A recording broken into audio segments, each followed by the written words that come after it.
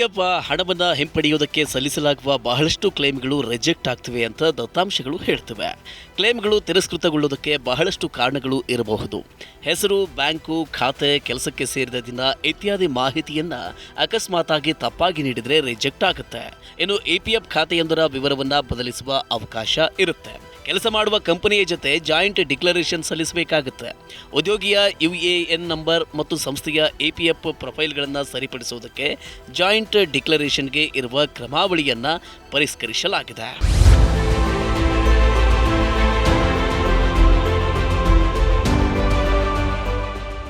ಈ ಪರಿಷ್ಕೃತ ಕ್ರಮಾವಳಿ ಪ್ರಕಾರ ಸದಸ್ಯರ ತಂದೆ ಅಥವಾ ತಾಯಿಯ ಹೆಸರನ್ನ ಬದಲಿಸುವುದಕ್ಕೆ ಜಾಯಿಂಟ್ ಡಿಕ್ಲರೇಷನ್ ಸಲ್ಲಿಸುವ ವೇಳೆ ತಂದೆ ಅಥವಾ ತಾಯಿಯ ಹೆಸರಿರುವ ಸದಸ್ಯನ ಆಧಾರ್ ಕಾರ್ಡ್, ಪ್ಯಾನ್ ಕಾರ್ಡ್, 10 ಅಥವಾ 11ನೆಯ ತರಗತಿಯ ಅಂಕಪಟ್ಟಿ ಮತ್ತು ಡ್ರೈವಿಂಗ್ ಲೈಸೆನ್ಸ್ ದಾಖಲೆಗಳನ್ನು ಸಲ್ಲಿಸಬಹುದು.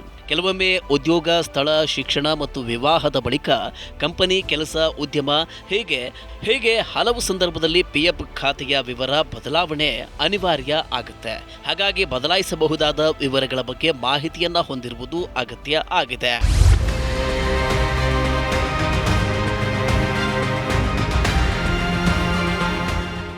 APF ಸದಸ್ಯರು ತಮ್ಮ PF ಖಾತೆಯ ಪ್ರೊಫೈಲ್ನಲ್ಲಿ 11 ಅಂಶಗಳನ್ನು ಬದಲಾವಣೆ ಮಾಡಬಹುದು. ಹಾಗಂತ ಇಚ್ಛೆ ಬಂದಂತೆ ಮಾರ್ಪಡಿಸುವುದಕ್ಕೆ ಆಗೋದಿಲ್ಲ. ಪ್ರತಿಯೊಂದು ಅಂಶವನ್ನು ಒಮ್ಮೆ ಮಾತ್ರವೇ ಬದಲಾವಣೆ ಮಾಡುವುದಕ್ಕೆ ಸಾಧ್ಯ. APF ಪ್ರೊಫೈಲ್ನಲ್ಲಿ ಯಾವ್ಯಾವುದನ್ನು ಎಷ್ಟು ಬಾರಿ ಬದಲಿಸಬಹುದು ಎಂಬ ಮಾಹಿತಿಯನ್ನು ನಾವಿಲ್ಲಿ ನೋಡ್ತಾ ಹೋಗೋಣ. ಸದಸ್ಯರ ಹೆಸರನ್ನು 1 ಬಾರಿ ಬದಲಾಯಿಸಬಹುದು. ಸದಸ್ಯರ ಲಿಂಗ ಮಾಹಿತಿಯನ್ನು 1 ಬಾರಿ ಬದಲಾಯಿಸಬಹುದು. ಹಾಗೆ ಜನ್ಮ ದಿನಾಂಕದ ಮಾಹಿತಿಯನ್ನು 1 ಬಾರಿ ಬದಲಾಯಿಸಬಹುದು. ತಂದೆ ಅಥವಾ ತಾಯಿಯ ಹೆಸರನ್ನು ಕೂಡ 1 ಬಾರಿ ಬದಲಾಯಿಸಬಹುದು. ಹಾಗೆ ರಿಲೇಷನ್ಶಿಪ್ ಅಥವಾ ಸಂಬಂಧದ ಮಾಹಿತಿಯನ್ನು 1 ಬಾರಿ ಬದಲಾಯಿಸಬಹುದು. ವೈವಾಹಿಕ ಸ್ಥಿತಿಯ ಮಾಹಿತಿಯನ್ನು 2 ಬಾರಿ ಬದಲಾಯಿಸಬಹುದು. ಕೆಲಸಕ್ಕೆ ಸೇರಿದ ದಿನಾಂಕವನ್ನು ಒಮ್ಮೆ, ಕೆಲಸ ಬಿಟ್ಟ ದಿನಾಂಕವನ್ನು ಒಮ್ಮೆ, ಕೆಲಸ ಬಿಡುವುದಕ್ಕೆ ಕಾರಣ ಒಮ್ಮೆ, ಹಾಗೆ ರಾಷ್ಟ್ರೀಯತೆಯ ಮಾಹಿತಿಯನ್ನು ಒಮ್ಮೆ, ಆಧಾರ್ ನಂಬರನ್ನು 1 ಬಾರಿ ಬದಲಾಯಿಸೋದಕ್ಕೆ ಅವಕಾಶವಿದೆ.